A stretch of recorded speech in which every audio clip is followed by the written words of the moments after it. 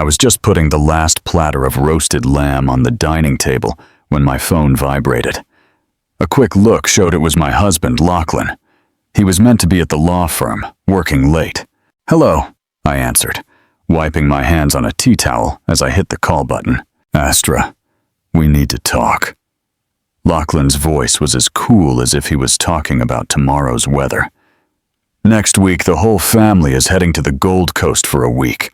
I've already booked the plane tickets and a rental. We're staying at the Palazzo Versace." My knuckles went white as I gripped the phone, a sudden, familiar coldness clutching my chest. This was the third time. My voice, eerily calm before the storm, came out unnaturally placid. "The whole family, you say? Your folks, your brother Liam and his new missus, your aunt and your cousin?" I forced a deliberately cheerful tone. "That's 6 people. The rental you booked only has 3 bedrooms, and if there are too many of us, it'll be a hassle. So you don't have to come." I took a deep breath, my eyes scanning the painstakingly prepared meal on the table. 2 main dishes and a soup, all of Lachlan's favorites. All that food, along with my hopes for a quiet dinner together, was now destined for the bin. "Oh, I see. Well, you all have a wonderful time." My voice sounded like a distant echo. "I knew you'd understand, Astra. You're the most accommodating person I know." I could hear his sigh of relief. "Oh, and while I'm gone, don't forget to water the native plants in the garden and my succulents." "Right, okay." He hung up, and I stood frozen in place. The phone screen went black, and a light extinguished inside my heart. This was the 3rd time. 3 years of marriage, and not once had I been invited on their annual family holiday. The first time, the excuse was that I'd just had a miscarriage, and a long trip would be too much for me. The second, my job was too demanding, and it would be hard to take time off. This year, he hadn't even bothered with a believable lie. I began to clear the table mechanically, scraping the untouched food into the bin. Suddenly, my wrist trembled, and a plate slipped from my hands, shattering on the floor. The shards scattered across the tiles. How they looked so much like me at that moment. A marriage that seemed brilliant on the outside, yet crumbled at the slightest touch. My phone buzzed again. It was the family group chat, a message from my mother-in-law. "Guys, we're doing the Gold Coast again this year. We leave Wednesday, so don't forget the sunscreen. They say it's going to be hot." A flurry of celebratory emojis followed. I stared at the words. The whole family. My eyes welled up with tears. To them, I wasn't family. I was just a stranger, an unpaid housekeeper. I pulled out a family photo from last year's trip to Sydney. Lachlan had his arm around his brother Liam. My mother-in-law, in a flashy sundress, sat in the middle, and my father-in-law stood to the side, looking solemn. Next to them were his cousin and Liam's girlfriend at the time. All 7 of them were beaming, with the blue ocean and a backdrop of gum trees. That day, I was home alone with a high fever. I called Lachlan, and he told me, "Take some Panadol and get some rest. You'll be fine. We're on a boat, and the signal's bad. Gotta go." And he hung up. I sank to the floor, picking up the ceramic pieces one by one. I cut my finger, and blood welled up, but the physical pain was nothing compared to the ache in my soul. My phone rang again. It was my best friend, Zara, on a video call. I quickly wiped my eyes, put on a fake smile, and answered, "Zara? You wouldn't believe the angry client who came into the salon today." Zara's voice stopped abruptly. She squinted, bringing her face closer to the screen. "What's wrong with you? Your eyes are all red." "Nothing. I was cutting an onion, and they started stinging." I tried to smile, but it didn't reach my eyes. "Don't lie to me. You think I've known you for more than 10 years for nothing?" Zara's brow furrowed. "What did that jerk Lachlan do this time?" Under her piercing gaze, my armor crumbled. In a few hushed words, I explained everything. my voice dropping to a whisper. I feel like I'm the one being made fun of. You? It's Lachlan and his family who are making fools of themselves. Astra, wake up. These people don't see you as family. I fell silent. Deep down, I already knew it. I just didn't want to admit it. 3 years ago, at our stunning wedding, Lachlan had knelt and promised me happiness. The image was still vivid in my mind. How had we gotten here in the blink of an eye? Astra. Zara's voice suddenly turned serious. You remember you signed a prenup, right? I nodded.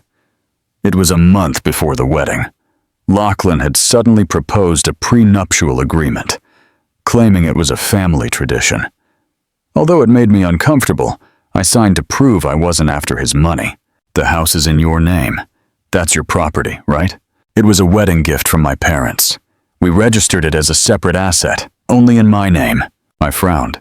Why do you ask? No reason. Zara hesitated. I just want you to take better care of yourself. Hey, since his family is going away next week, why don't you come and stay with me for a few days so you're not alone? I gently declined her offer. After we hung up, I stood by the living room window, looking out at the manicured lawn Lachlan had so carefully tended. We had bought this house when we got married.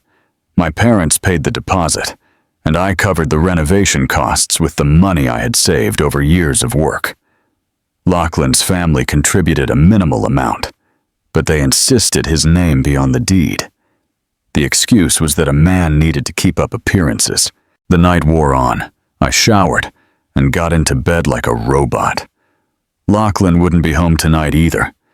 He had to work late. For the past 6 months, his extra hours had become more frequent, and I had stopped asking questions. Lying there, staring at the ceiling, a thought crossed my mind. Did I really want to continue this marriage? For the past 3 years, I had strived to be a good wife and an exemplary daughter-in-law. I cared for my husband meticulously and even put up with my brother-in-law's insolence. What had I received in return?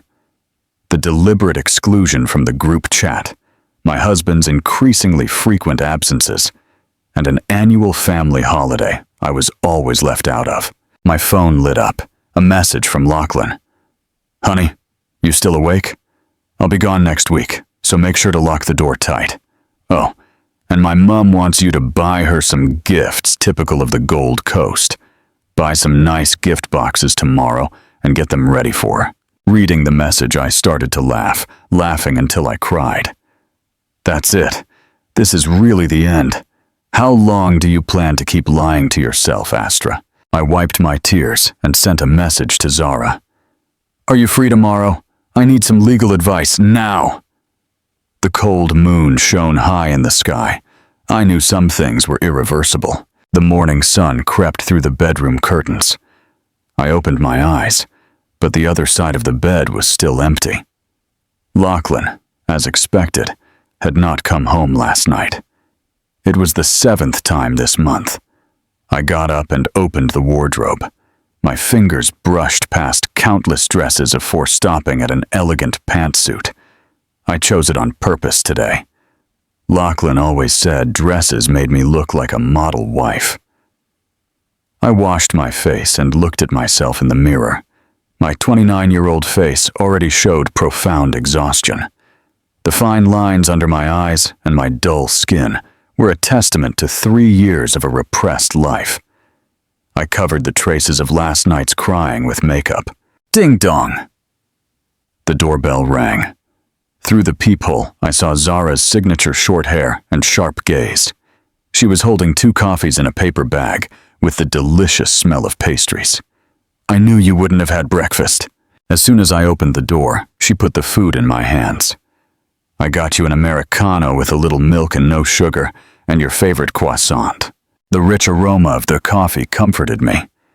In this city, besides the barista, Zara was the only one who remembered my preferences. Lachlan didn't even know I was allergic to peanuts.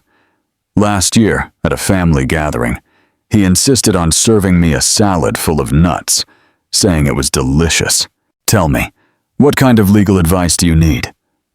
Zara took her laptop out of her bag and got straight to the point. I stirred my coffee and began to speak, weighing each word. If I wanted to get a divorce, how could I protect my rights? Zara's eyes lit up. Finally, you've come to your senses. She quickly opened several files. First, we need to clarify your financial situation. You said the house is in your name, right? Yes, it was a wedding gift from my parents. I registered it as my exclusive property. But after we got married, Lachlan insisted on adding his name. For appearance's sake, he said. And I, being a softy, agreed.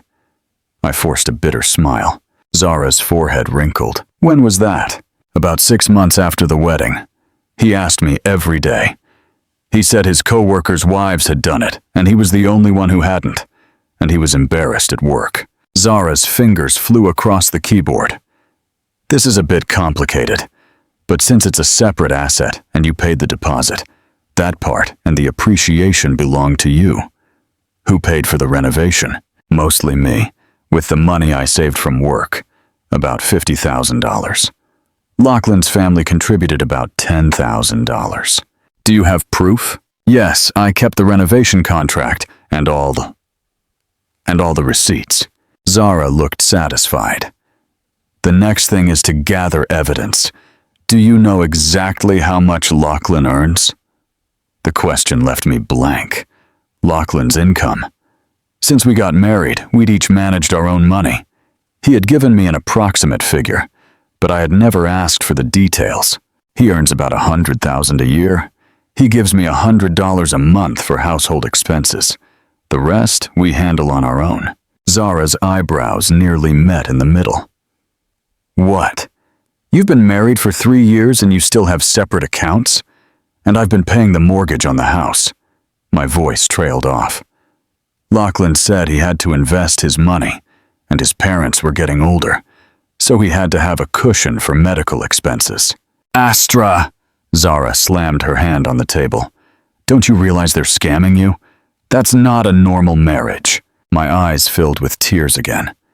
Even to me, it sounded ridiculous.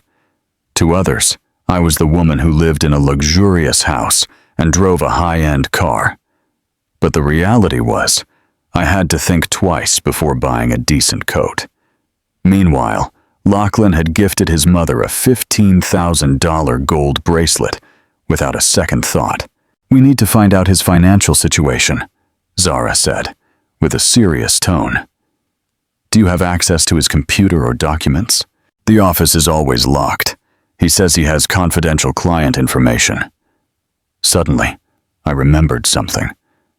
But I have an emergency key. I could go in when he's not there. Be careful. You can't let him find out, she warned me. The most important things are bank statements, investment records, and... She paused.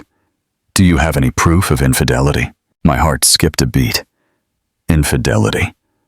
A possibility I had tried to ignore with all my might was finally coming to the surface. After Zara left, I stood in front of the office door with the key in my hand. When we got married, we promised to respect each other's privacy. Because of that, I had never entered his personal space without permission. Today, I had to break that rule. The sound of the key in the lock seemed unnaturally loud. When I opened the door, a faint smell of men's cologne hit me. The office was impeccably tidy. The law books on the shelf were arranged by height, and there wasn't a speck of dust on the desk. I checked the drawers. In the top one, a few unimportant work documents. In the middle one, several photo albums. I opened them at random. They only had pictures of Lachlan and his family, with only a few of the two of us together. The bottom drawer was locked. That anomaly only increased my suspicions. Looking around, my eyes fell on a small safe behind the bookshelf. Lachlan had bought it last year to store important documents. I tried our anniversary date. Error. His birthday. Error. Finally, I entered his mother's birthday. The safe opened with a click. Inside, there was a stack of well-organized documents. On top of everything, a copy of the property deed. My heart went cold as I opened it. It was the deed to my house, but under the owner's section, it clearly stated, Lachlan Black and Astra Miller in a joint tenancy. I remembered perfectly that in the beginning, it was only about adding his name with a minority share. I continued searching and found several bank statements. The balance in Lachlan's account stunned me. It wasn't the $150,000 he had told me. It was nearly $1.5 million. Furthermore, every month, there were regular transfers of between $3,000 and $15,000 to a Valerie. At the bottom was an elegant velvet jewelry case. I opened it with trembling hands. Inside, a diamond necklace I had never seen in my life. The receipt said Tiffany & Co. The price was over $20,000. The purchase date was my birthday last year, but my gift had been a simple bouquet of native flowers. Under the case was another photo. Lachlan was hugging a young woman by a resort pool. They were wearing matching swimwear and smiling radiantly. On the back, in my husband's handwriting, was a note. To my love, Valerie, on the Gold Coast, August 20. That was the exact week he had claimed to be on a business trip. My world came crashing down. All his extra hours, the successive absences, the inexplicable expenses, everything made sense. The vibration of my phone almost made me drop the photo. It was Lachlan. Honey, I won't make it for dinner tonight. I have a work dinner. I stared at the message and then looked at his profile picture on the messaging app. He was sitting in a luxurious restaurant. Reflected in the wine glass was a hand with red painted nails on the other side of the table. When I zoomed in on the image, the silhouettes of him and a long-haired woman could be seen in the window's reflection. In that moment, my mind became strangely clear. All my doubts and self-blame had found their answers. I wasn't paranoid or overly sensitive. I was just an idiot who was being cheated on. Calmly, I took pictures of all the evidence and sent them to Zara's encrypted email. Then I put everything back in its place. I closed the safe and left the office. At 10 o'clock at night, Lachlan came home smelling of alcohol. Sitting on the living room sofa, I watched him with an empty gaze as he stumbled to take off his shoes. Honey, you're still awake?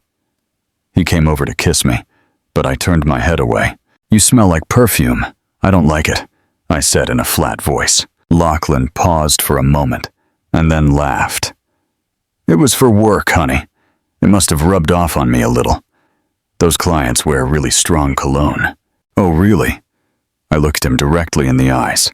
Is that Valerie a client too? Lachlan's expression froze. His drunkenness seemed to vanish instantly. What? What are you talking about? Nothing. I stood up. It just occurred to me. You must be exhausted having to entertain that client so many times a month.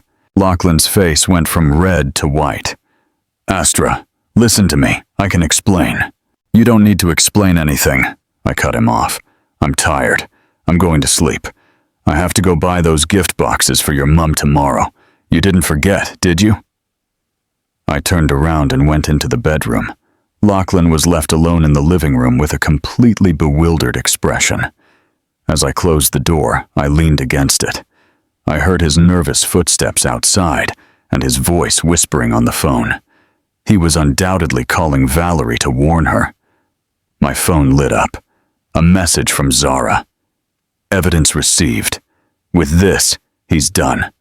Come to the office tomorrow and we'll talk in detail. And this time, listen to everything I say. I replied with an okay and deleted the conversation history. I lay in bed and stared at the ceiling. My mind was strangely calm. The old Astra would have spent the night crying, but the one now just felt like laughing. Lachlan carefully opened the door and lay down next to me as if nothing had happened. In the darkness, I could hear him deliberately holding his breath, pretending to be asleep. Lachlan?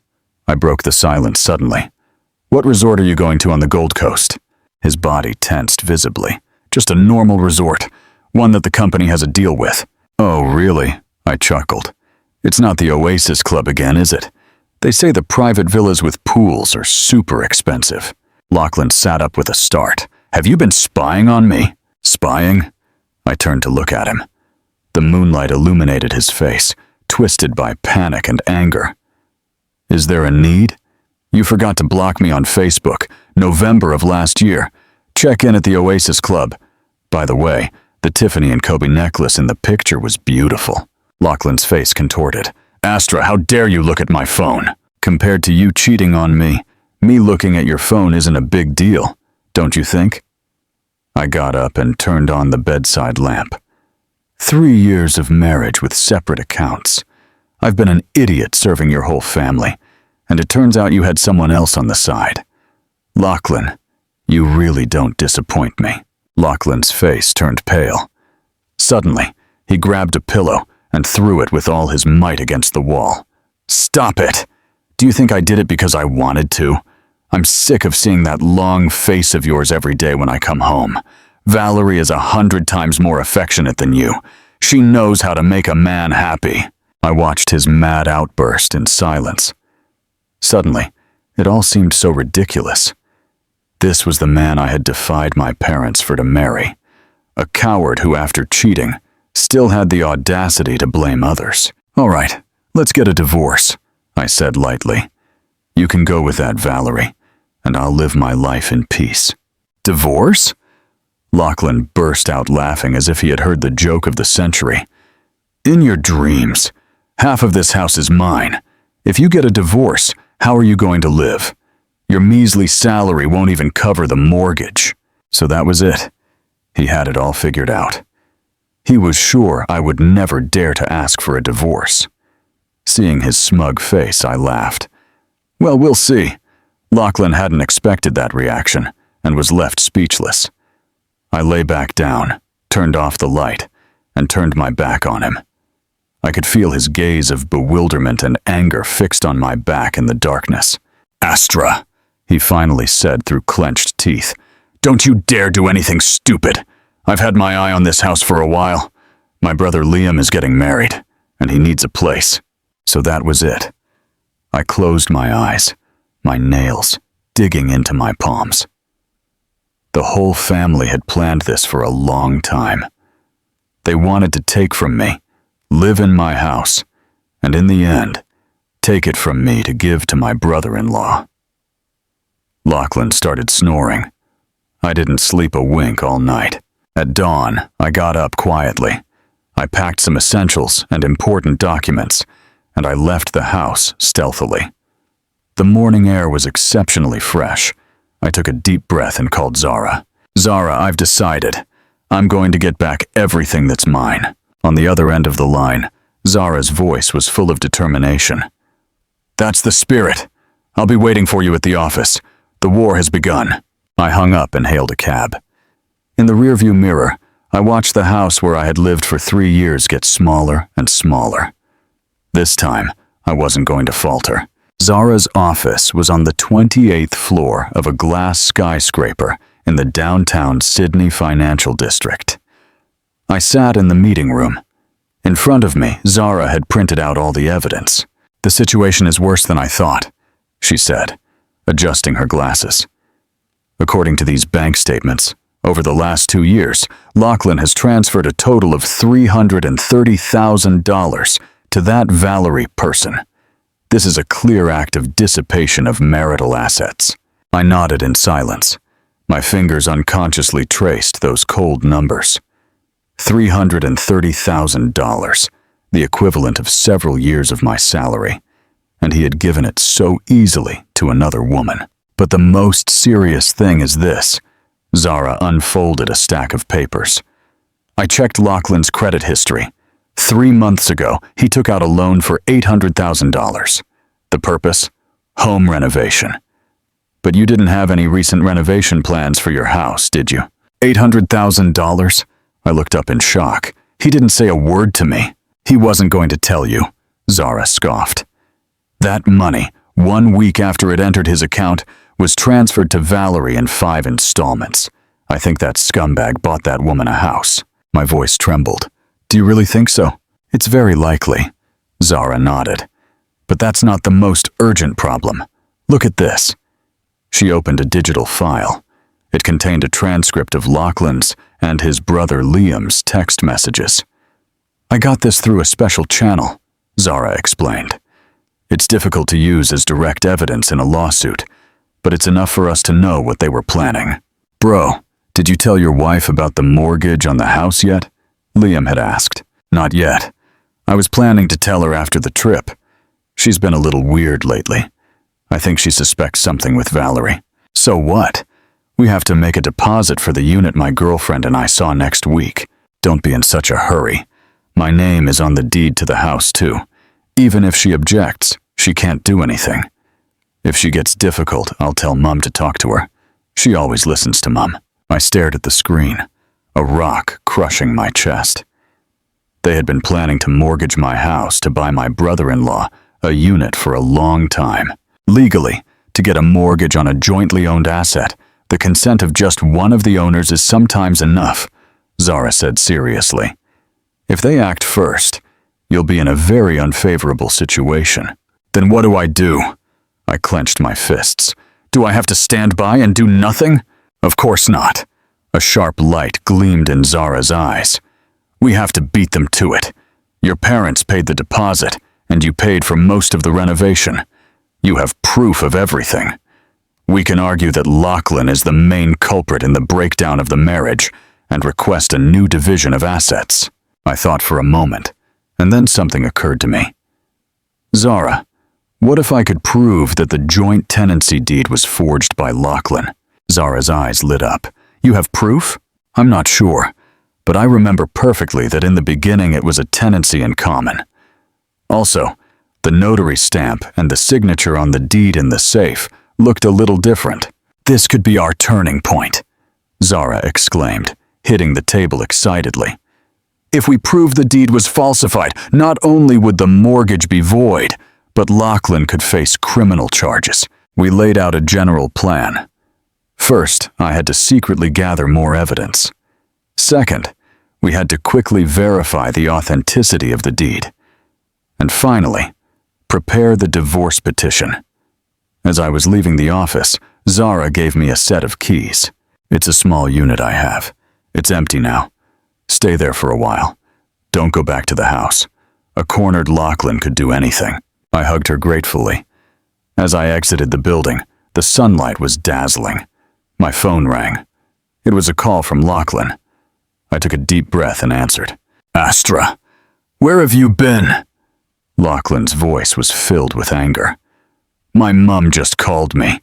She said you still haven't sent her the gift boxes. She needs them for tomorrow. I almost laughed.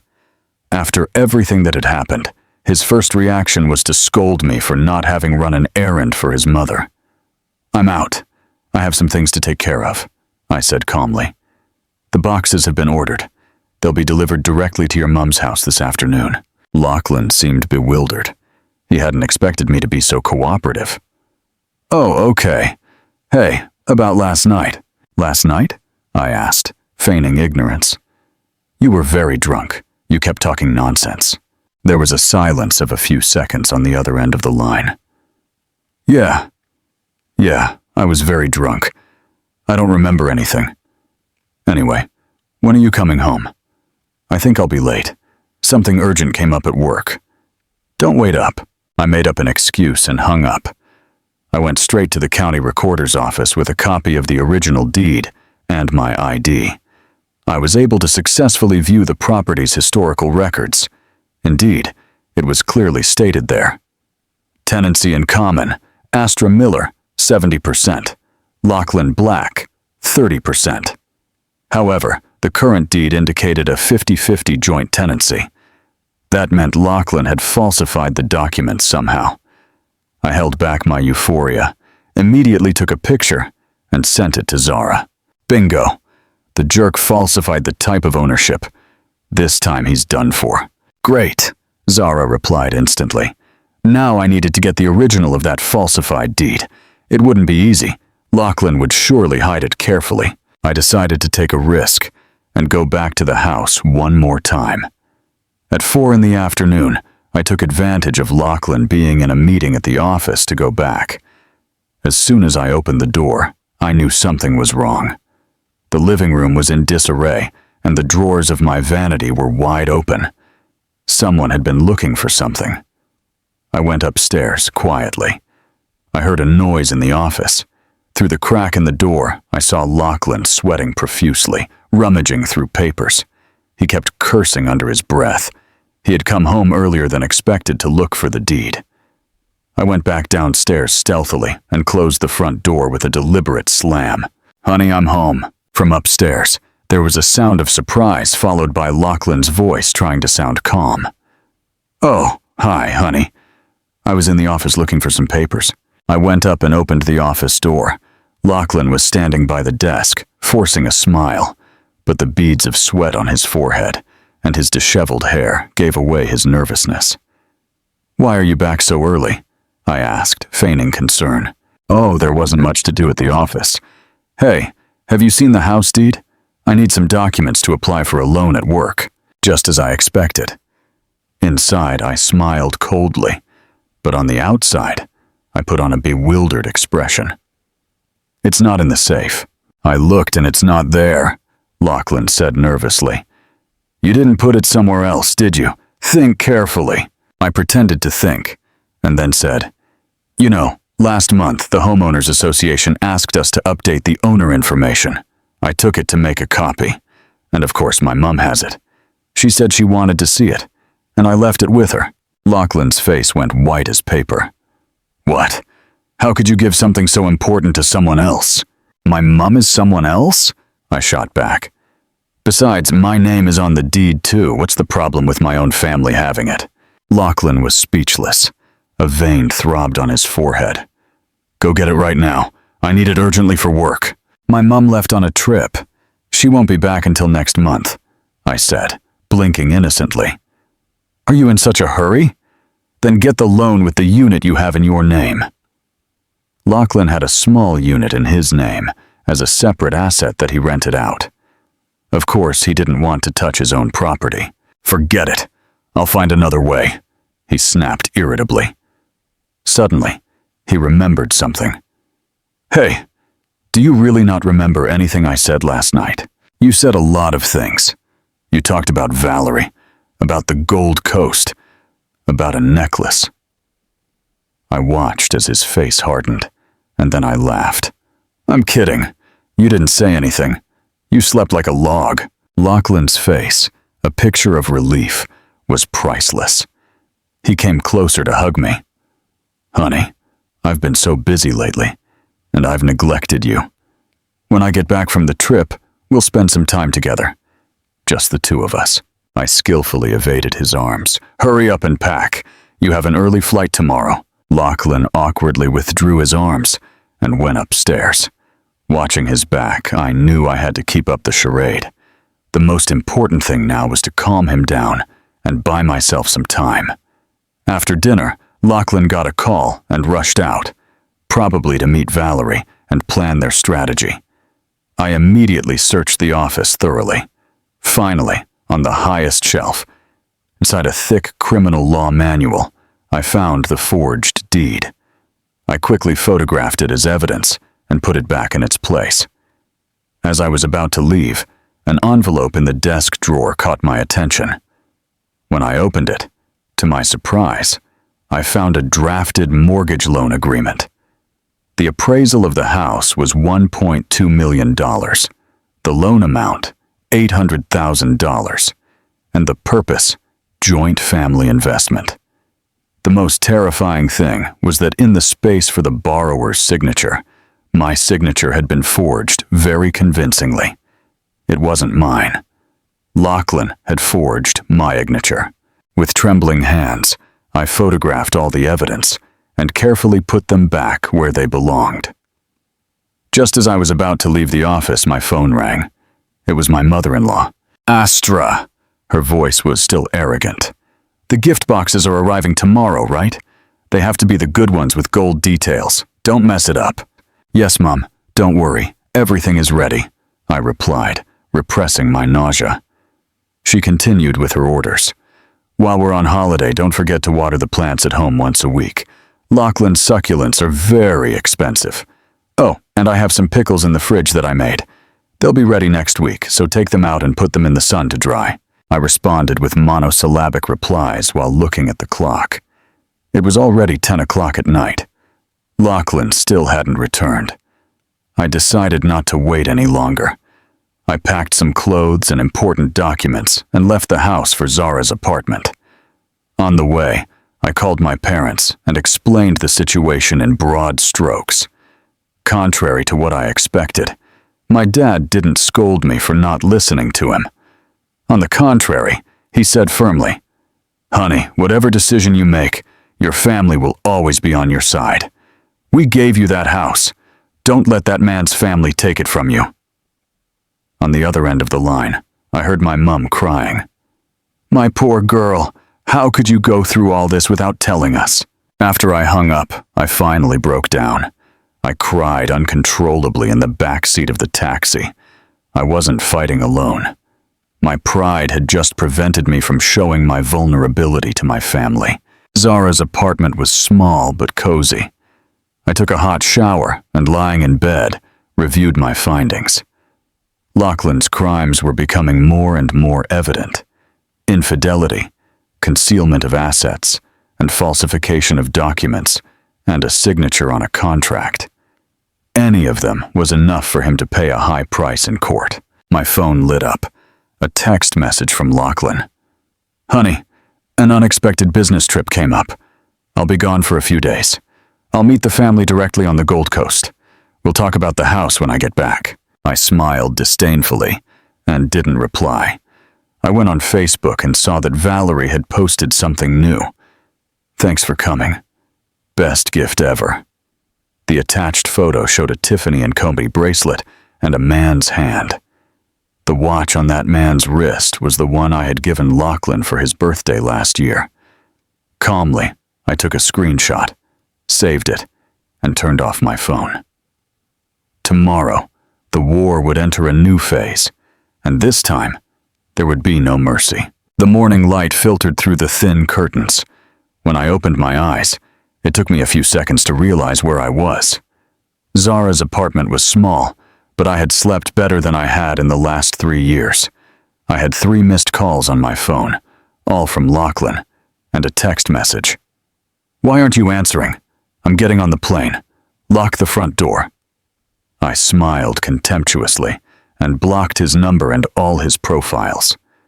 I got up and opened the fridge. A workaholic, Zara's fridge was empty except for some water bottles and an expired yogurt. After showering, I made myself a coffee, turned on my laptop, and started planning. Last night, Zara had sent me a detailed list of actions. The first was to secure my personal assets. I logged into my online banking and checked all my accounts. Luckily, my salary was deposited into an account Lachlan didn't know about. In the last 3 years, I had managed to save nearly $60,000. In our joint account, there were $35,000 in savings. In theory, we were each entitled to half. I smiled bitterly. Lachlan had already sent his mistress more than $300,000. I called the bank and, citing possible suspicious activity, temporarily froze the joint account. This way, Lachlan couldn't take out any money during his trip. The next thing was the most important: the house. Following Zara's advice, I had to report the deed as lost and quickly request a duplicate. But first, I had to make sure Lachlan couldn't interfere. My phone rang. It was my dad. "Honey, I talked to my old friend, the lawyer Mr. Jameson. He has a lot of experience in real estate litigation. He says we have to sue Lachlan for falsification of documents as soon as possible and, at the same time, request an urgent restraining order." "Dad," a lump formed in my throat. "I'm sorry I didn't listen to you." "What nonsense is that?" My dad's voice was firm. "The important thing now is that you get back what's yours. Your mom and I are coming to Sydney this afternoon. We'll stay at a hotel. Whatever happens, We'll face it together." When I hung up, my eyes felt moist. My parents would always be my refuge, and for an insignificant man, I had distanced myself from them for 3 years. After getting ready, I went directly to the county recorder's office. With a copy of the original deed and my ID, I successfully completed the lost deed report. The clerk informed me that the new deed would take about 7 business days to be issued. If someone tries to mortgage the property with the reported deed, would it be valid? I asked cautiously. The clerk shook his head. Once the loss announcement is published, the previous deed loses its validity immediately. But if you're concerned about the security of your home, you can request a prohibition on disposition annotation. This way, no one will be able to make any transactions with that property for a while. That was exactly what I needed. I filled out the application immediately. In the reasons section, I clearly wrote, "Alleged falsification of documents by the co-owner." As I left the office, I sighed in relief. The house was safe for now. No matter how many banks Lachlan went to with that falsified deed, he wouldn't get a single dollar. My phone rang. An unknown number. When I answered, a voice introduced herself as the real estate agent from Sun Realty. "Is this Ms. Astra Miller? I'm calling about the listing for your house. We have a buyer willing to pay $1.15 million. When can we meet to negotiate?" I was stunned. "Excuse me? I haven't put my house up for sale." On the other end of the line, the agent also seemed bewildered. "But a Mr. Lachlan Black came in yesterday with the deed and a photocopy of your ID, saying you had both decided to put the house on the market." I felt my blood boil. Lachlan, that scumbag, had gotten ahead of me. "Listen to me carefully, Ms. Agent," I said, holding back my rage. "That listing is fraudulent. The deed has been reported as lost, and a new one is being issued. If your agency proceeds with this transaction without following legal procedures, be prepared to receive a lawsuit from my lawyers." I hung up and immediately called Zara. When she heard about it, she was furious. "That Lachlan is a complete jerk. Astra, we have to move faster." "What do I do now?" I asked. "He might have contacted other real estate agencies. First, we need to notify all the major real estate agencies and banks that the house is in litigation. Second, we need to sue Lachlan immediately for falsification of a public document and a signature. And finally," Zara paused, "what if you sell the house?" "Sell it?" The idea surprised me. I had put so much effort into that house, from the blueprints to choosing the materials. Every corner had my touch. But thinking about it, what was the point of living there, facing unpleasant memories every day? "I'll sell it," I said firmly, "but after I regain full ownership." "Good decision," Zara nodded. "Hey, your parents just arrived. Mr. Jameson wants to meet with us this afternoon." At 3 o'clock, I met with my parents and Mr. Jameson in a hotel meeting room. When my mom saw me, she hugged me tightly, her eyes teary. "You're so thin." Mr. Jameson was an intelligent-looking middle-aged man. He meticulously reviewed all the evidence I had collected, nodding constantly. "The evidence is very solid. Mr. Black's behavior clearly constitutes a crime of falsification of a private document and fraud. He could face up to 3 years in prison." "Prison?" I shook my head. "I just want to get a quick divorce and get my assets back. I don't want to take this to the criminal courts." Despite everything, it's been 3 years.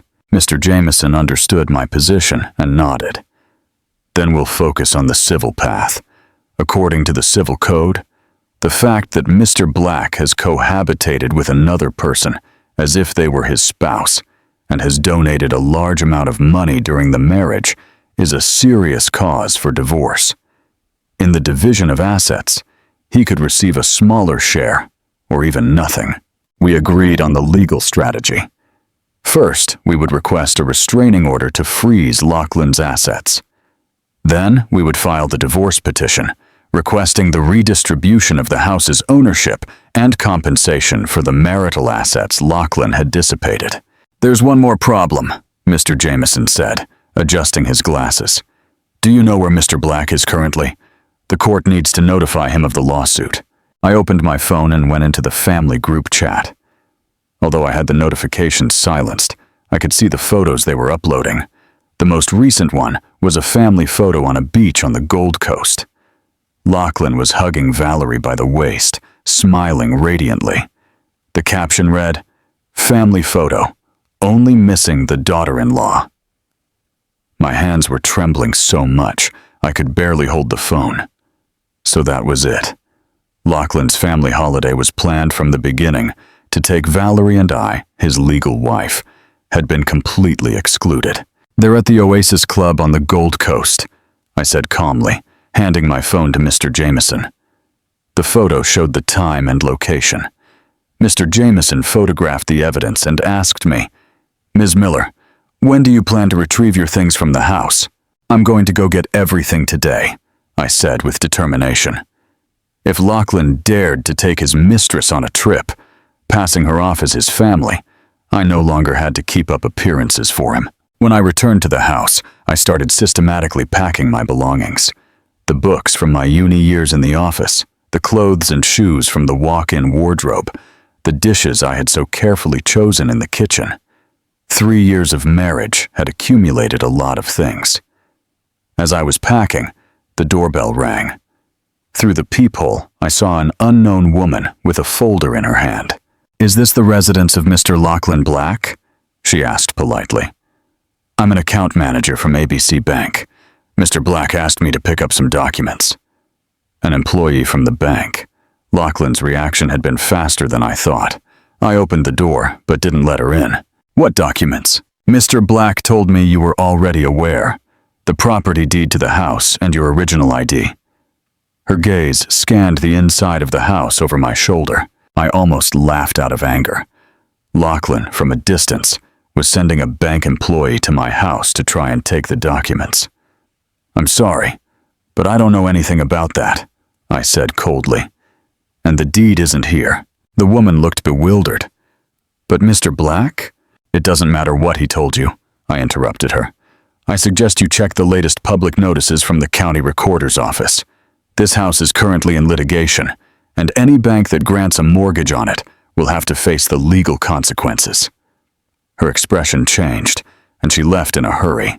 I closed the door and immediately sent an email to the credit departments of the major banks, officially informing them that the house was in litigation and that any loan application on this asset would be void. At dusk, I finished packing all my things.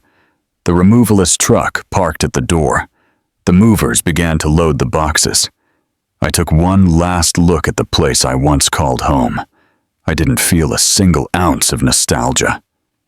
Wait, something occurred to me. I went back to the bedroom and took a small box from the bedside table. Inside were a pair of pearl earrings, the only keepsake I had left from my maternal grandmother. In 3 years, I hadn't worn them for fear of losing them. Now they were finally back with their rightful owner. I locked the front door with the key and handed it to the doorman of the community, informing him of my move.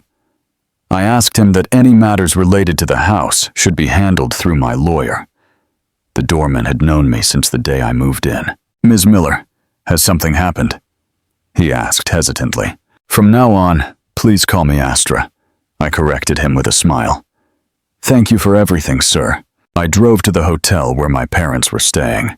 I felt lighter than I had in a long time. On the way, I received a text from Zara. "Restraining order granted. All bank accounts in Lachlan's name have been frozen. We've also published the notice of the lost deed. It's now legally effective." I thanked her and called my parents. On the other end of the line was my old uni roommate from London, now a senior executive at a multinational company. "Astra, it's been a while." Emma's voice sounded full of energy. "Hey, is that position you mentioned at the Singapore office still open?" I looked at the road ahead and asked in a firm voice. "I think I need a new beginning." A week later, I was sitting in Mr. Jameson's office, reviewing the newly drafted divorce petition. The document detailed the serious reasons attributable to Lachlan: cohabitation with another person, falsification of documents, dissipation of marital assets. Each point was backed by solid evidence. The court has accepted the petition. The notification will be sent urgently to the hotel on the Gold Coast, where Mr. Black is staying, Mr. Jameson said, handing me another stack of papers. This is the restraining order. All bank accounts, stocks, and real estate in Mr. Black's name have been seized. I nodded and turned to the last page. Lachlan's reaction was more violent than I had imagined. The same day he received the court notification, he tried to fly back from the Gold Coast, but with his credit cards blocked, he couldn't even buy a plane ticket. In the end, he had to ask his brother for money. He should be in Sydney by now, Mr. Jameson warned me. Do you think you need to lay low for a while? No, I shook my head. The time has come for me to face him face to face. Just as I finished speaking, my phone started ringing frantically. Lachlan's name flashed on the screen. It was the umpteenth number he had used since I blocked him. I pressed the call button and put him on speakerphone. Astra, have you gone crazy? Lachlan's yell echoed in the office. How dare you sue me and freeze my accounts? Mr. Black, I said calmly, I ask you to watch your words. My lawyer is recording this conversation. There was a noticeable pause on the other end. Then his tone softened. Astra, honey, do we really have to do this? We can sit down and talk things out calmly. I smiled disdainfully. When you forged the deed and my signature on the mortgage contract, why didn't you think to talk to me about it? When you took your mistress on a trip, passing her off as your family, why didn't you think to talk? It's all a misunderstanding, Lachlan hurried to explain. Valerie is just a distant cousin. The family photo was a joke, and the deed could have been a mistake by the county clerk. We can go and correct it. Mr. Black, I cut off his clumsy lies. I'll see you in court. And I hung up. Mr. Jameson nodded in approval. Well handled. Now he'll go all in. We need to be prepared. Indeed, less than half an hour later, I received an urgent message from Zara. Lachlan went to the house with his parents. They're at the doorman's booth, making a scene to get him to change the lock. Mr. Jameson and I headed there immediately. From a distance, we could already hear my mother-in-law's shrill voice. My son is the owner of this house. Why won't you let him in? Did that woman bribe you, doorman? The doorman looked very flustered. Ma'am, Ms. Miller filed a formal report for a lost deed, and a new one is being issued. Legally, at this moment, she is the only one with a right to the house. That's ridiculous, my father-in-law shouted, hitting the counter. Half of that house belongs to my son. Who does that Astra think she is, not letting him into his own home? I took a deep breath, opened the door, and walked in. Father-in-law, mother-in-law, it's been a while. How was the trip to the Gold Coast? That family photo turned out beautiful. The three of them turned around in unison. Their faces were a sight to behold. Lachlan's face was purple like a plum, and my mother-in-law looked like she wanted to eat me alive. Astra! My mother-in-law lunged at me, trying to grab my neck. How dare you, you ungrateful woman, treat my son this way? Mr. Jameson stepped in, blocking her path. Ma'am, I ask you to control yourself. Assaulting a person is a crime. We are recording the entire situation. My mother-in-law's hand froze in midair. She turned pale and withdrew it. Well, well, so now you're bringing lawyers to confront your in-laws, Lachlan said, pushing his mother aside and grinding his teeth. What exactly do you want? It's very simple. I looked him directly in the eyes. To get a divorce and get back all the assets that belong to me. Don't you dare dream of it, Lachlan yelled. My name is on the deed too. Don't think you're going to keep it all. Oh, really? I pulled a folder from my bag. This is the original registration. The house is a tenancy in common. My share is 70%, and yours is 30%. It's clearly specified. The document you falsified is already a crime. Lachlan's face turned white. It's a lie. And that's not all. I continued to press. You forged my signature on a mortgage contract and transferred $330,000 to your mistress. All of these are serious causes for divorce. According to the law, not only would you not be entitled to any part of the house, but you might have to pay me compensation. My mother-in-law couldn't take it anymore. That's impossible. My son has been supporting you for years, and this is how you repay him, biting the hand that feeds you. Supporting me? I almost laughed. Mother-in-law, for 3 years we've had separate accounts. The mortgage on the house, the electricity, the water, the HOA fees. I paid for all of it myself. Your son gave me $100 a month for expenses, an amount that didn't even cover his own food. My mother-in-law was speechless. My father-in-law looked at me with narrowed eyes. Astra, we're family. There's no need to go to these extremes. Lachlan made a mistake, but you haven't done things right either. A man can make a small mistake once in a while. A small mistake? I interrupted him. Falsifying documents is a small mistake. Dissipating assets is a small mistake. Taking your mistress on a trip, passing her off as your family is a small mistake. Lachlan suddenly lunged forward, trying to snatch the folder from me, but Mr. Jameson stopped him. He looked like a cornered beast. Astra, don't pressure me. I know a lot of people. I can make it so you can't find a job in all of Sydney. Threatening the opposing party, Mr. Jameson said calmly, pressing the record button on his phone. Mr. Black, this recording will be very damaging evidence against you. Lachlan finally realized the gravity of the situation. His attitude changed 180 degrees. Astra, honey, I'm so sorry. I was wrong, truly. Give me one more chance. I'll leave Valerie. From now on, I'll do whatever you say. Seeing him cry only filled me with disgust. There was a time when that same expression of helplessness would soften my heart, and I would forgive his betrayals and lies again and again. It's too late, Lachlan, I said calmly. I've given you too many chances. Now, I just want to end this marriage as soon as possible. In your dreams, he suddenly yelled. I'll drag this lawsuit out as long as I can. Let's see who gives up first. 3 years? 5 years? That's not up to you to decide, Mr. Jameson said, holding out another folder. This is the evidence Ms. Miller has collected about your cohabitation with Ms. Valerie. It includes bank transfers, intimate photos, and conversations. If this is presented to the court, not only will the divorce process be accelerated, but you may also have to pay compensation for emotional distress. Lachlan collapsed into a chair like a deflated balloon. My mother-in-law tried to say something more, but my father-in-law stopped her.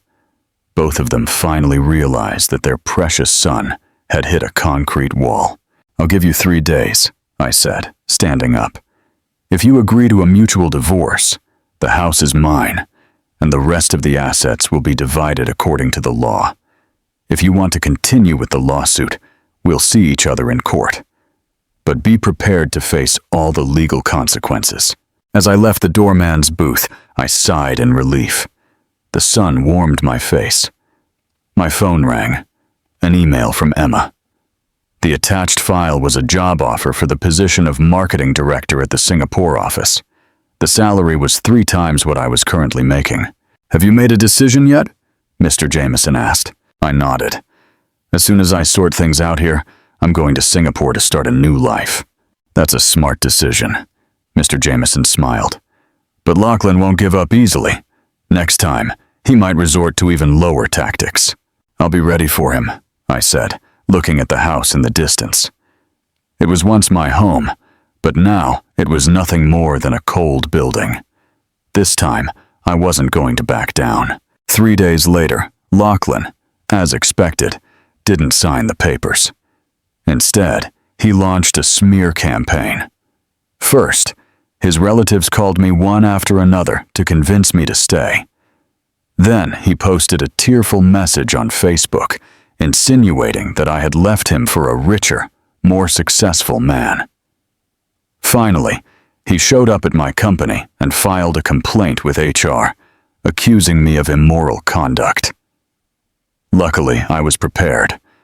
When HR called me, I presented my letter of resignation and the job offer from the Singapore company. At the same time, Zara helped me publish a statement on several news portals, clarifying the truth and attaching some of the evidence of Lachlan's infidelity and falsification of documents. Public opinion turned instantly. Lachlan's social media pages were flooded with comments from indignant internet users. The location of Valerie's workplace was even leaked. They became the talk of the town. The most surprising thing was that a particularly motivated internet user discovered that Valerie was dating 3 men at the same time. Lachlan became the laughingstock of the entire country. "This time he's really done for," Zara said with satisfaction. But we underestimated Lachlan's audacity. One rainy night, he broke into the house where I was finishing up packing my things with his brother Liam. He threatened to kill me if I didn't drop the lawsuit. "Astra!" Lachlan reeked of alcohol, and his eyes were bloodshot. "You've ruined my life, so I'm going to ruin yours." Liam raised his phone and started recording. "Sister-in-law, you'd better drop the lawsuit. If not, this video of your reconciliation with my brother will go viral tomorrow." I understood their plan instantly. They wanted to fake a forced reconciliation, maybe even assault me. My heart was pounding, but I kept my composure. "Lachlan, do you know this is a crime?" "A crime?" Lachlan scoffed. "What crime can there be between a husband and a wife? I'll tell you what. After tonight, whether you drop the lawsuit or not, you're finished." The moment he lunged at me, I pressed the panic button I had in my pocket. A piercing alarm sounded, and at the same time, 2 of my former co-workers, who were on guard in the next house over, broke down the door and pinned the Black brothers to the floor. "The police are on their way," I said, looking coldly at Lachlan, who was immobilized on the ground. "This time, with trespassing and attempted assault, you'll be in jail for a long time."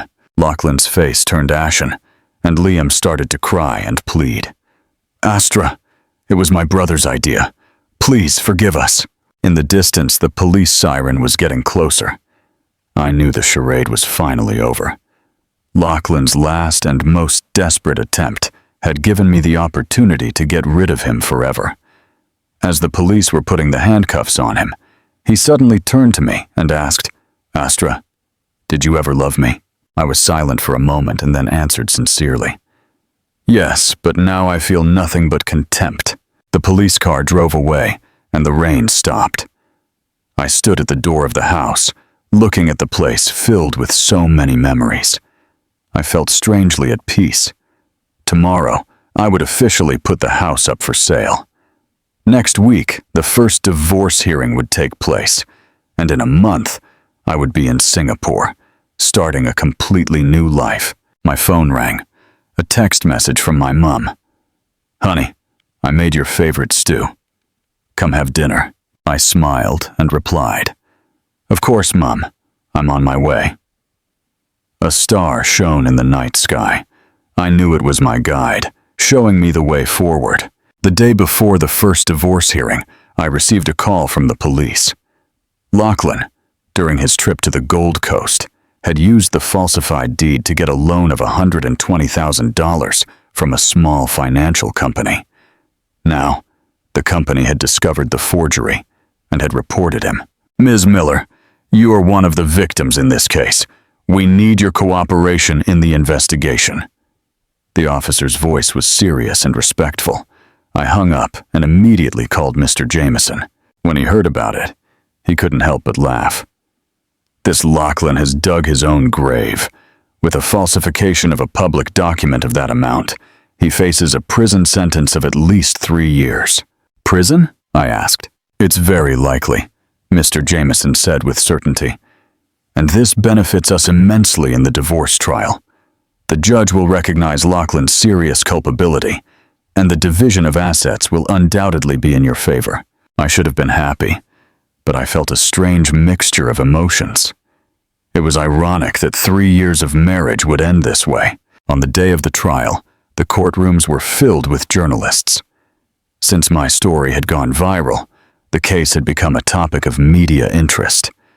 Someone had even created the hashtag #StandStrongAstra. Lachlan arrived late, accompanied by his parents and his lawyer. In just 2 weeks, he seemed to have aged 10 years. His eyes were sunken, and his face was ashen. When he saw me, a flash of resentment crossed his gaze, but it was quickly replaced by fear. He knew he was facing not only divorce, but also criminal charges. The trial was surprisingly quick. Lachlan's lawyer tried to argue that the money transfers were simply gifts between friends, and that Valerie was a distant cousin. But when the judge saw the intimate photos and explicit conversations, even the lawyer was speechless. Regarding the falsification of the deed and the signature on the mortgage contract, Lachlan's defense had nothing to say. When the judge asked Lachlan why he had done it, his answer stunned the entire room. My brother was getting married, and his fiance's family wasn't contributing anything. I just wanted to help my family a little. And for that, you falsified documents, a signature, and dissipated marital assets, the judge asked severely.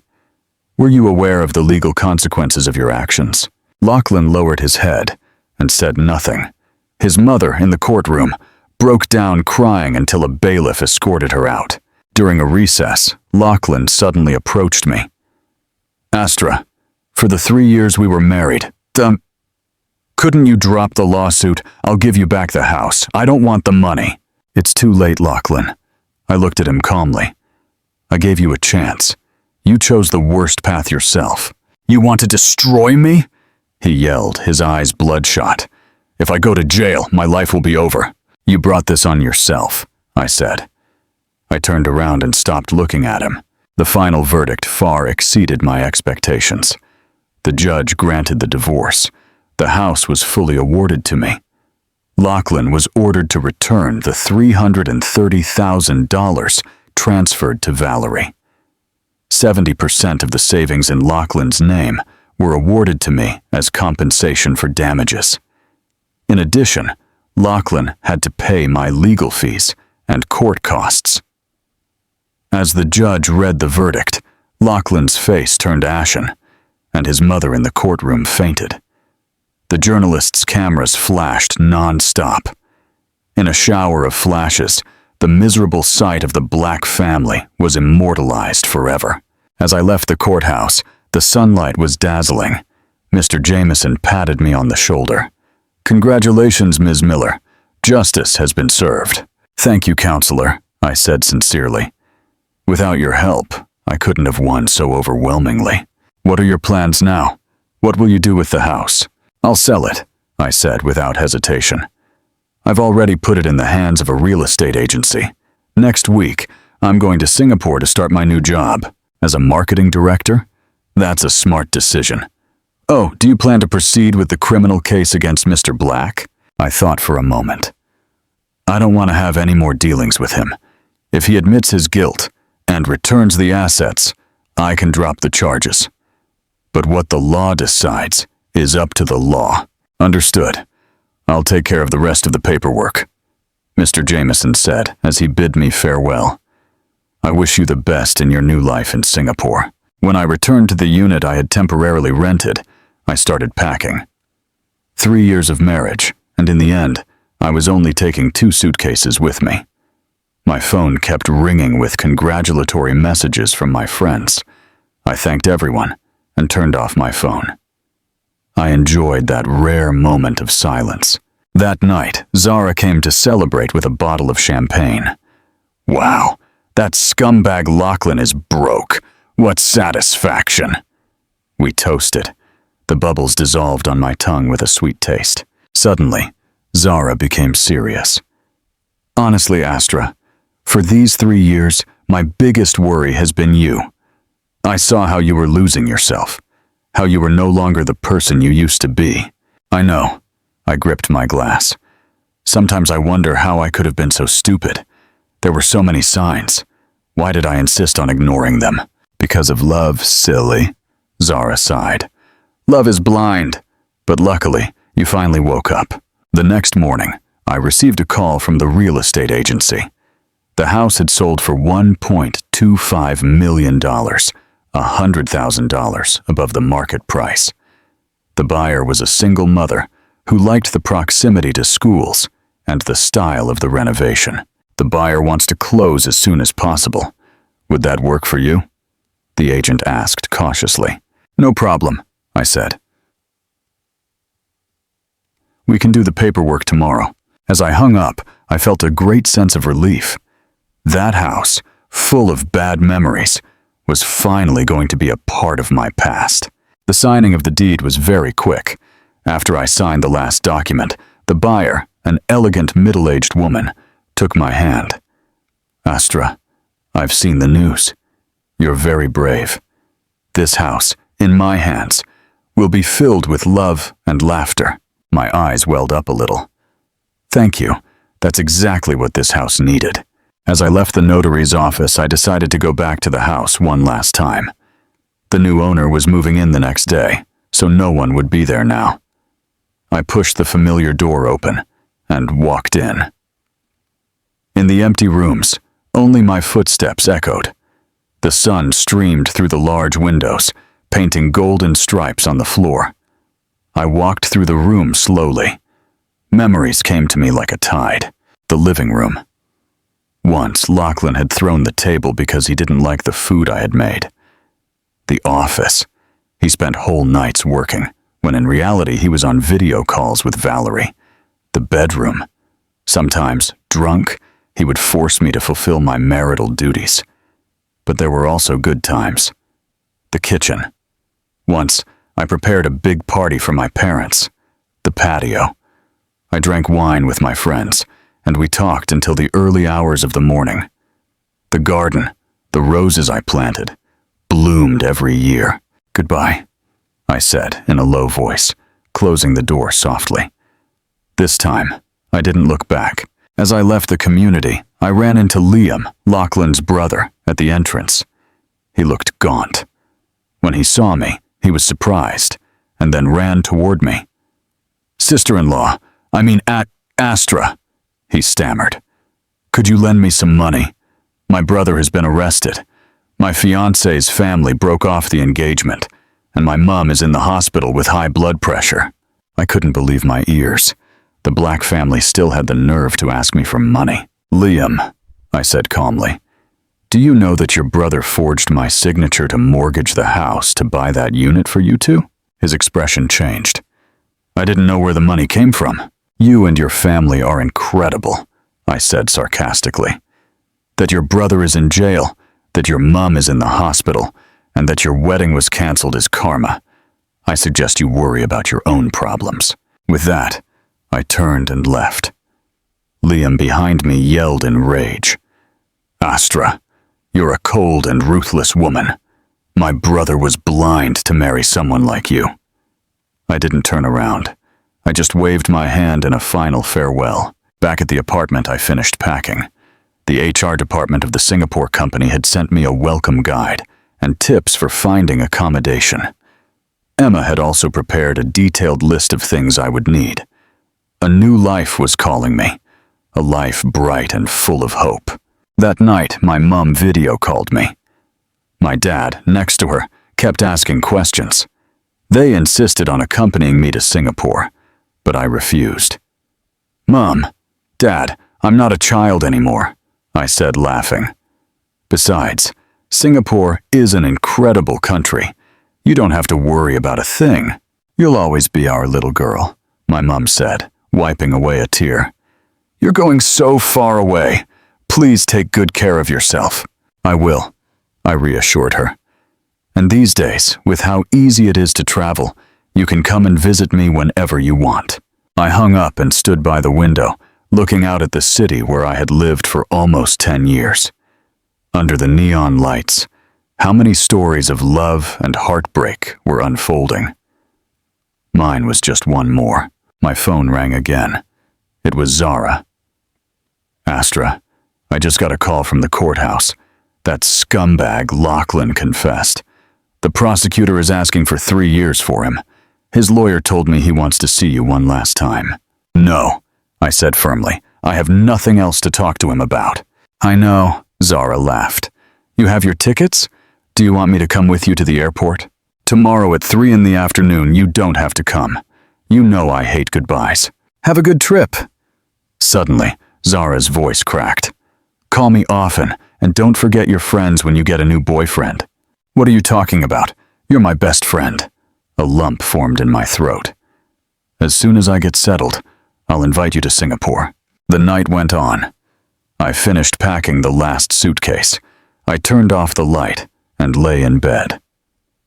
Tomorrow at this time, I would be 30,000 feet high, flying toward a completely new life. I closed my eyes, and the memories of the last 3 years passed before me like a slow-motion movie. Pain, betrayal, struggle, awakening. In the end, it all had become the force that propelled me to grow. I remembered a quote I had read somewhere. "There are paths you must walk alone, tears you must wipe yourself, and pains you must endure in solitude. But when you overcome all that, you will find a better version of yourself." Tomorrow the sun would rise again, and I would no longer be the Astra who put up with humiliation.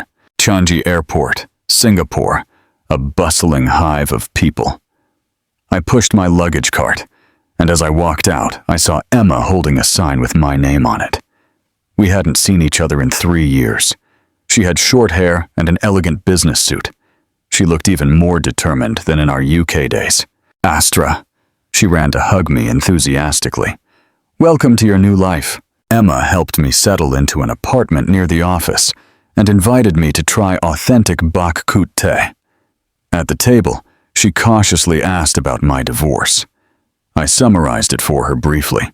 "What a jerk. He should rot in jail." I smiled and shook my head. "What's in the past is in the past. Now, I just want to look forward."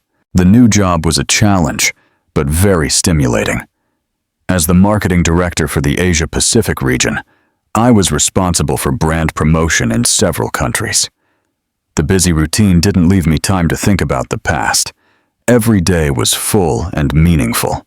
A month later, I received an email from Mr. Jameson. Lachlan had been sentenced to 3 years in prison for falsification of a public document and fraud. At the same time, the court had executed the divorce decree. The savings in Lachlan's name were transferred to my account. Valerie was also ordered to return part of the money. The email included a clipping from the crime section of a national newspaper with the headline, "Wife's Blitz Divorce After Husband's Deed Forgery Scam." In the photo, Lachlan was surrounded by journalists, looking pathetic. I calmly closed the email. I felt nothing. On the weekend, I attended a yacht party in Marina Bay, organized by the company. The night view of Singapore was a spectacle of lights. My co-workers were toasting cheerfully. Jackson, the senior marketing director, approached me with a glass of champagne. "Astra, I heard you left an important position in Sydney to come to Singapore. You are very brave." I smiled without saying anything. He didn't know I hadn't come for my career, but to escape a past I didn't want to go back to. 3 months passed, and I had fully adapted to the pace of life in Singapore. The work was going smoothly, and I had made new friends. Sometimes I would post photos of Singaporean food and landscapes on Instagram. Zara was always the first to like and comment. "I'm so jealous." One Tuesday morning, while I was preparing the quarterly report, my phone rang. An unknown number with a Sydney area code. "Hello?" I hesitated for a moment before answering. "Is this Astra Miller?" a weak female voice said. My phone almost fell from my hand. It was my ex-mother-in-law. How had she gotten my new number? "I'm Lachlan's mother. What do you want?" I asked coldly. "Astra." Her voice cracked. "I was wrong. Everything that happened was my fault. Please forgive my Lachlan. He's already been sick twice in jail. The doctor says if he keeps going like this..." "Ma'am," I interrupted her. "First, you are not my mother. Second, if Lachlan is in jail, it's because he brought it on himself. And finally, don't contact me again." "How can you be so cruel?" Her voice became shrill. "You were husband and wife. How can you stand by and do nothing while he's dying in jail? If he's really sick, the prison has its own medical services, I said calmly, and my lawyer will send you a formal notice for harassment. I hung up and immediately called Mr. Jameson. He was also surprised that my ex-mother-in-law had gotten my number and promised to investigate the source and take legal action. This incident was like a small stone thrown into a calm lake. It created some ripples, and then everything returned to tranquility. 2 weeks later, I received a message from an unknown person on LinkedIn. Dear Astra Miller, I'm Iris Jones, head of HR for the X Group. I've heard you've been very successful in Singapore. I've taken the liberty of contacting you. We are currently looking for a marketing director with international experience. I was wondering if you'd be interested in coming back to Australia to continue your career. The X Group was a giant in the industry in Australia. The position of marketing director had always been my goal. But to go back? I wasn't ready to face that place full of painful memories. I replied courteously, I am very satisfied with my current job and have no plans to change in the short term. Iris responded quickly. I understand, but it's a unique opportunity. A salary of $250,000 annually, stock options, and reporting directly to the CEO. If you change your mind, don't hesitate to contact me. $250,000, double my current salary. I stared at the message for a long time. In the end, I didn't delete it. Time flew, and I had been in Singapore for 6 months. During that time, my team managed to close 2 major contracts. The CEO publicly congratulated me at the annual meeting. Emma, saying I was the fastest adapting foreign employee, even encouraged me to apply for permanent residency. But the offer to return to Australia kept nagging at me. It wasn't about the position itself, but because I suddenly realized I was running away. Running away from the place where Lachlan was, where the painful memories were. Running away from the weak person I had been in the past. One weekend, I went to Sentosa Island by myself. Sitting on the white sand, looking at the blue ocean, I suddenly understood that true detachment isn't running away, but having the ability to face things and still choose not to look back. That night, I wrote to Iris, expressing my interest in talking more. At the same time, I contacted Mr. Jameson to ask if, in case I returned, Lachlan and his family could harass me. Mr. Black is still serving his sentence. He has at least 2 years left before he gets out, he replied. His parents, after my firm's warning, won't dare to bother you. Besides, your reputation in Australia is very good. Many women consider you an example of a woman fighting against domestic abuse. An example? I smiled bitterly. I was just a normal woman who, when cornered, had fought back. The interviews with the X Group went very well. After a video interview, they even offered to arrange an in-person meeting in Singapore. The president of the Asia-Pacific region had dinner with me and explained the company's expansion plans in detail. Ms. Miller, we are deeply impressed with your background, the president said sincerely. Not just for your professional ability, but for the strength and courage you have shown. Those are the fundamental values of our company culture. So after 8 months in Singapore, I decided to return. Emma, although saddened, understood my choice. Follow your heart. Singapore will always be here for you. The resignation process was quick. The CEO tried to keep me, offering me a 30% raise, but I refused. It wasn't about the money. I needed to complete my own ritual of redemption, to return to the place that had hurt me, and with my head held high, start a new life. A week before I returned, I received a message from Zara with some juicy news. Valerie cheated on your ex-husband. She went to a halfway house and got together with another inmate's family member. They teamed up and fleeced Lachlan out of what little he had left, and then fled.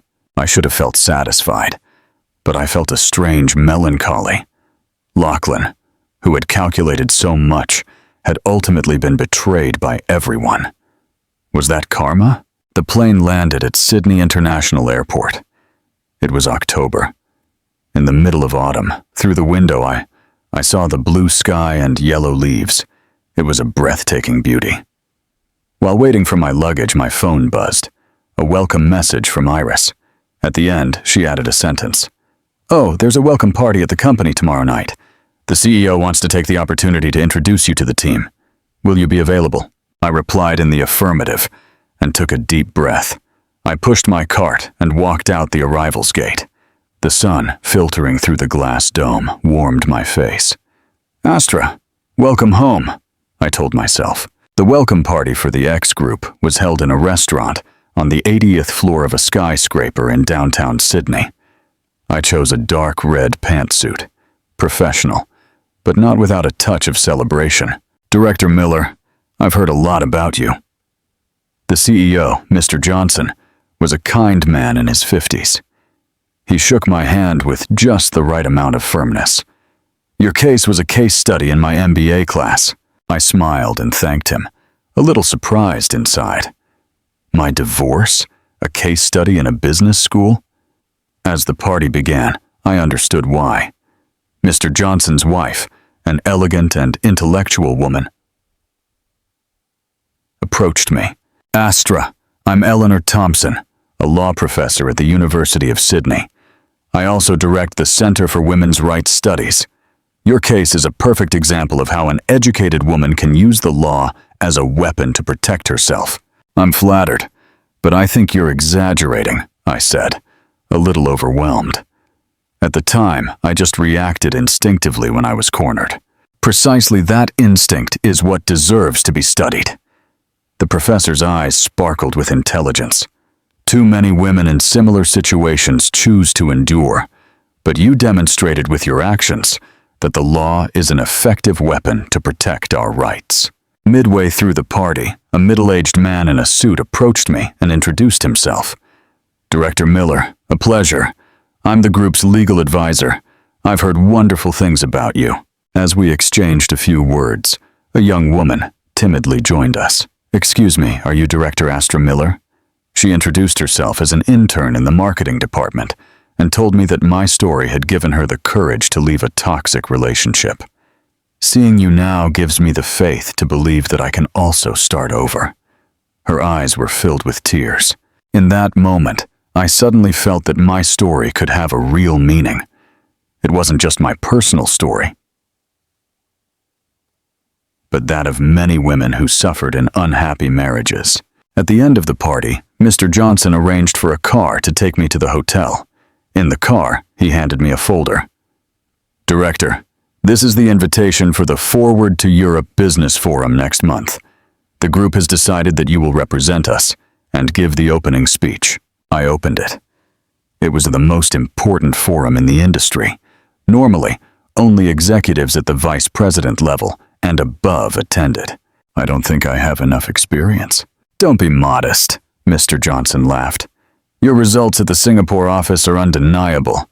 Besides," he added, with a meaningful tone, "your personal experience fits perfectly with this year's forum theme, the reinvention of leadership in times of change."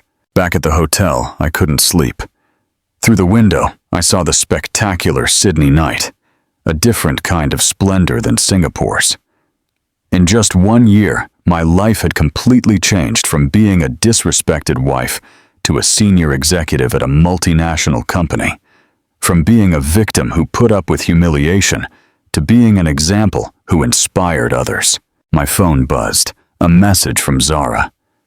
"How's it going? First day back and you're already adapted? Let's get together tomorrow," I replied with a smiling emoji. Of course, I have 1,000 things to tell you. The next day, I met Zara for lunch at a quiet cafe. As soon as she saw me, she hugged me tightly. "Wow, Director, that charisma is noticeable from 100 feet away." I laughed and gently hit her shoulder. "Stop with the nonsense and tell me how your promotion to partner is going." "Don't even get me started." Zara waved her hand. "The old-timers still say I'm too young, but..." She lowered her voice conspiratorially. "I just landed a big case. Lachlan's mother sued Valerie for the restitution of assets." "What?" I almost spit out my coffee. "What kind of soap opera is this now?" It turned out that my ex-mother-in-law was claiming that Valerie had scammed Lachlan and was demanding the return of a total of $500,000 in donations. Valerie, on her part, was claiming that it was compensation for her lost youth. The two women put on a show in court, the mother-in-law calling Valerie a tramp, and Valerie replying that she hadn't known how to raise her son. The judge was completely shocked, Zara recounted, amused. I shook my head. I didn't want to know any more about that farce. Lachlan and his disastrous life no longer had anything to do with me. Oh, Zara said, suddenly becoming serious. I have something important to tell you. Lachlan might get out of jail 6 months early for good behavior. He could be out next month. She looked at me with concern. Will it affect your decision to come back and thrive here? I thought for a moment and shook my head. No, Sydney is very big. It's not easy for us to run into each other. Besides, the Astra of now is no longer the one who lets herself be walked all over. That's the Astra I know, Zara raised her glass, to your new life. The following days were a whirlwind. I officially took control of the marketing team and began to build my own team. I revised the speech for the Forward to Europe Business Forum over and over until it was perfect. The day of the forum, I chose a royal blue tailored suit. Professional, but not without femininity. Standing in front of the mirror, I almost didn't recognize the person looking back at me, confident, imposing, with a look full of conviction. Next on the topic of the reinvention of leadership in times of crisis, please welcome the marketing director of the X Group, Astra Miller. Amidst applause, I walked up to the podium. Under the spotlights, I couldn't see the faces of the audience very well, but that comforted me. A year ago, I found myself in the biggest crisis of my life. My voice was clear and firm. My marriage had broken down. My trust had crumbled, and my own value had been completely denied. I shared how in the midst of that crisis, I had rediscovered myself, how I had transformed pain into the strength to grow. At the end of my speech, I said, true leadership doesn't lie in controlling others, but in controlling our own lives. When we have the courage to face our deepest fears, we discover our greatest strength. Thank you. The entire auditorium stood up and applauded. Afterwards, attendees surrounded me to exchange business cards. Among them were heavyweights in the industry. Mr. Johnson, in the distance, gave me a thumbs up. His face reflected the joy of having discovered a treasure. In the car back to the company, I received a message from an unknown number. Astra, I got out of jail. I heard you're doing very well. Congratulations. Could we see each other one more time? I have so many things to tell you. It was Lachlan. My fingers hesitated over the screen. Finally, I deleted the message and blocked the number. There is no need to retrace our steps or reconnect with the people we left behind. The video of my speech at the forum went viral and brought me some unexpected opportunities. First, interview requests from several economic magazines. Then, an invitation to participate as a commentator on a television show. Finally, a publishing house contacted me to propose writing a book about female leadership. Director, you've become the company's star, my young assistant said, smiling. Reception says you've been receiving a lot of flowers from admirers lately. I shook my head and asked her to tell the reception to reject all gifts from unknown sources. Fame is a double-edged sword, and I knew that very well. One Friday afternoon, while I was reviewing the quarterly report, Iris knocked on my door. Director, next month is International Women's Day. The Federation of Women in Business has invited you as a representative of successful women to give a speech at a high-level forum. The CEO has already given his approval. Take a look. I received an invitation with golden borders.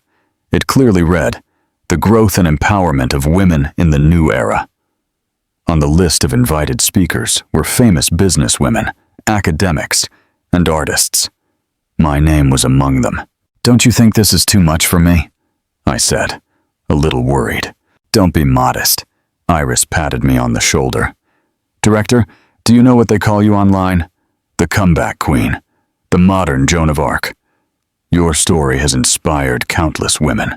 That night, I video called my parents to give them the good news. My mom was so emotional. She kept crying, and my dad proudly said he would tell the whole family to watch the live broadcast. Astra, my mom suddenly said, lowering her voice. That Lachlan fellow came to the house a few days ago. My smile froze. What did he want? He said he came to apologize, my dad continued. The truth is he looks very gaunt and much more polite.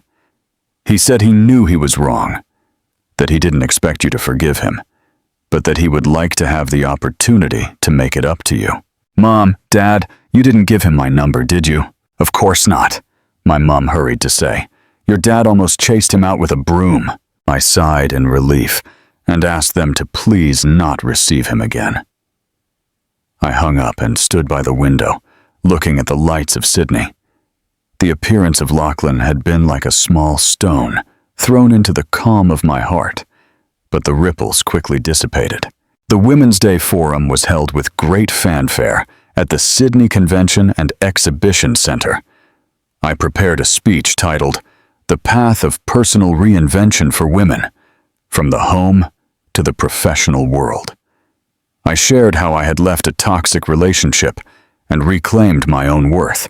When we give others the right to define us, we lose our most precious freedom, and true empowerment begins with reclaiming that right.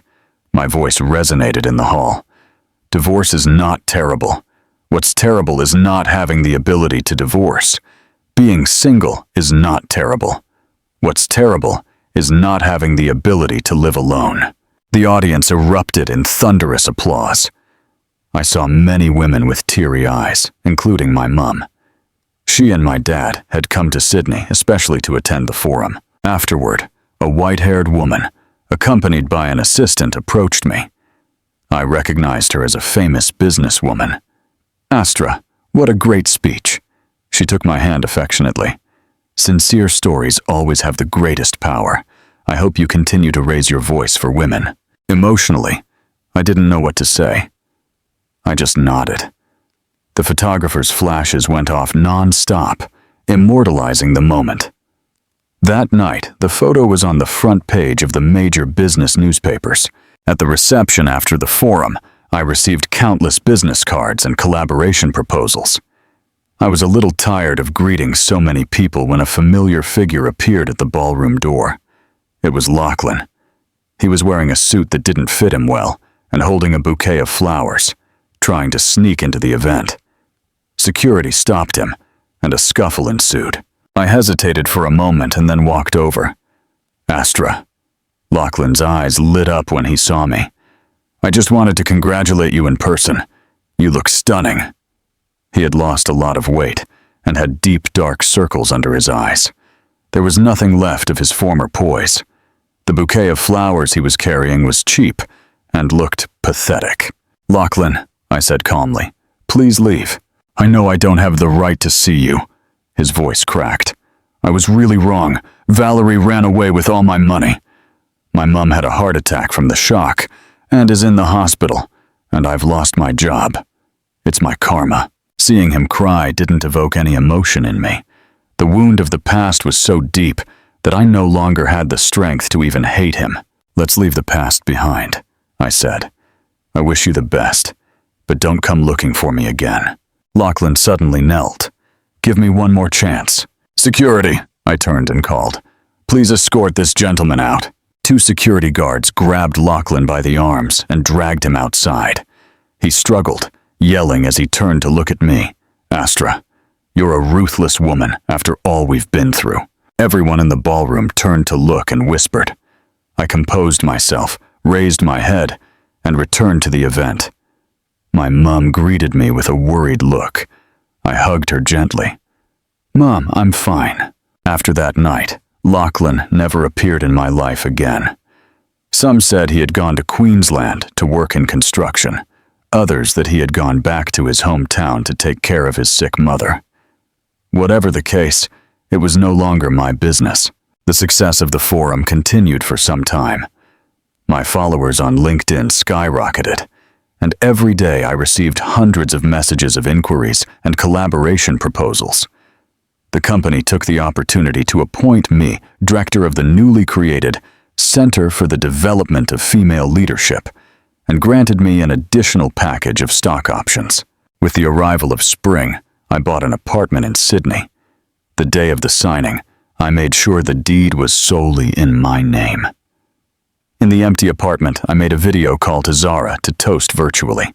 "Wow, director, now you're a true winner," Zara said on the other side of the screen, biting into an apple. "But what about love? Any news?" "My work is my love," I laughed, changing the subject. "Hey, and your promotion to partner? Thanks to you, I got it." Zara raised her glass triumphantly. "Now the old-timers at the firm call me counselor, with all due respect." We toasted through the screen, celebrating our respective successes. I hung up and went out onto the balcony. The April air of Sydney was filled with the scent of gum blossoms. In the distance, the skyscrapers of downtown could be seen. The lights shone like a galaxy. A year ago, I was still the Astra, trapped in an unhappy marriage. Today, I had transformed into a butterfly, living a life I had never dared to dream of before. My phone rang. An email from the editor of the publishing house.